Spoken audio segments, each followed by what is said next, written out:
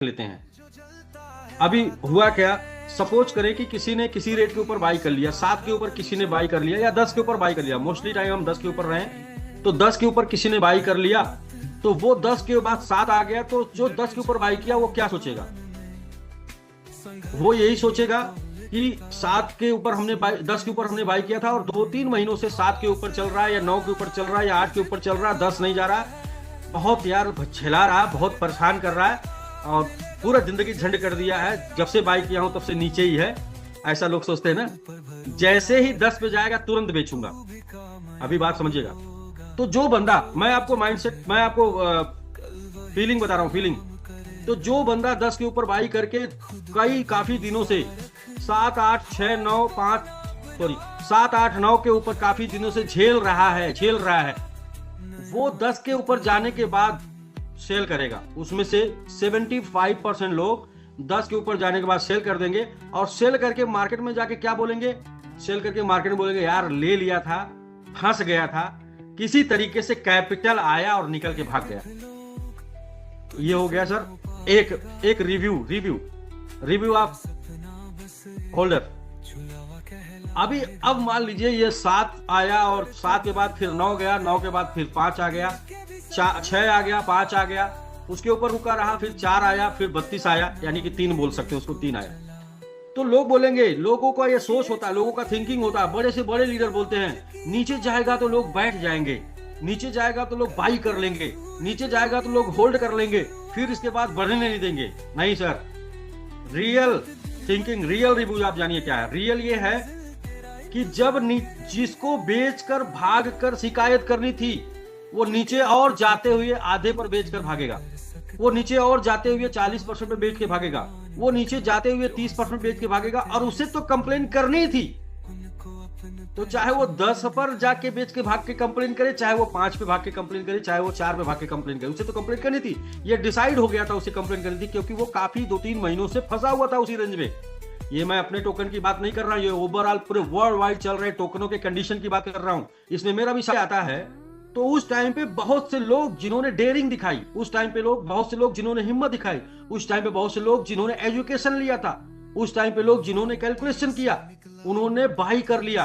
किसका? जिसने सेल किया उसका घाटा हुआ किसी का और प्रॉफिट बना किसी का। मतलब किसका? गब्बर सिंह कह के गया, जो डर गया वो मर गया। तो जो डर गया वो बेच दिया, और जिसने हिम्मत दिखाई उसने बाई कर लिया। अब चूंकि जो बाई किया है उसने इमीडिएट अभी बाई किया है, इमीडिएट, और उसके बाई करने के 2-4 दिन, 10 दिन, 15 दिन, 20 दिन बाद उसका 10, 20, 50%, 100% बढ़ जाएगा, क्योंकि चूंकि वो गिरते हुए और लोएस्ट रेट पर बाई किया है। किसी ने 3 पर किया होगा, 4 पर किया होगा, 5 पर किया होगा, 6 पर किया होगा।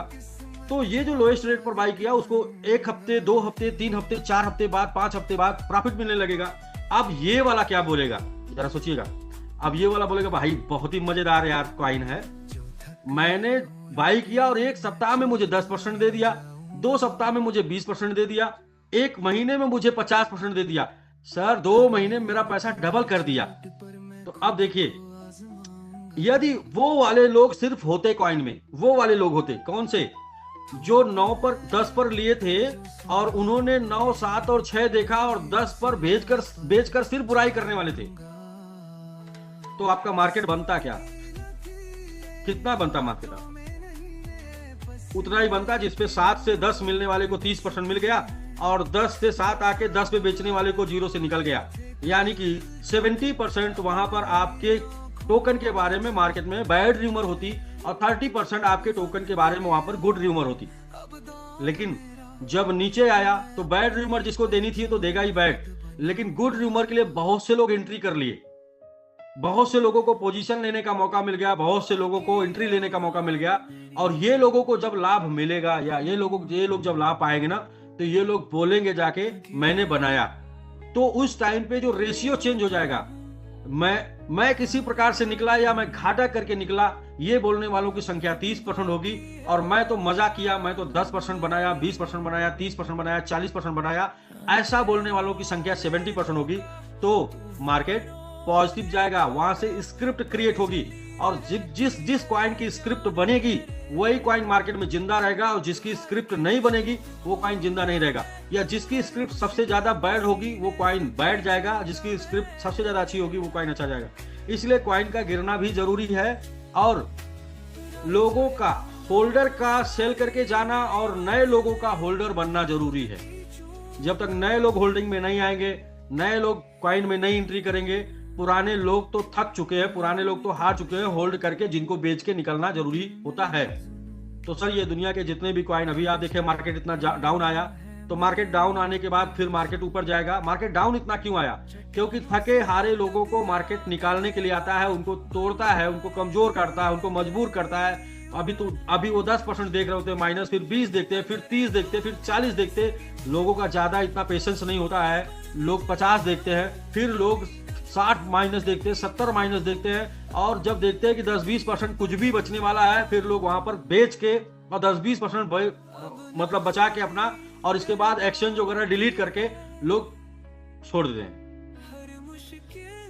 और लेकिन उस टाइम पे बहुत से लोग जो एजुकेटेड लोग होते हैं, जो सीखे होते हैं, जो मार्केट में मौके की तलाश में रहते हैं, जो इंतजार में रहते हैं कि जब लोग पैनिक हो तो वो बाई करें, वो लोग एंट्री कर जाते हैं। और इस तरीके से मार्केट में दो प्रकार का स्क्रिप्ट बनता है। एक बनता है कि हमने बहुत दिनों तक लेके रखा था और हमने लास्ट में बेच दिया, और जैसे ही हमने बेचा इसके बाद इसका रेट सनसन बढ़ के ऊपर चला गया। शायद हम रखे रहते तो आज हम भी बहुत पैसा बनाए होते। और एक कि हमको सही रेट पे मिल गया था, हमने बाई कर लिया था, हमने बहुत पैसा बनाया। तो दोनों स्क्रिप्ट मार्केट में फिर पॉजिटिव बन जाती है, और तब कोई भी कॉइन के साथ ये स्क्रिप्ट, जिस कॉइन के साथ भी ये स्क्रिप्ट बनती है वो कॉइन जिंदा रहते हैं, और जिसके साथ ये नहीं बनती है वो कॉइन मर जाते हैं।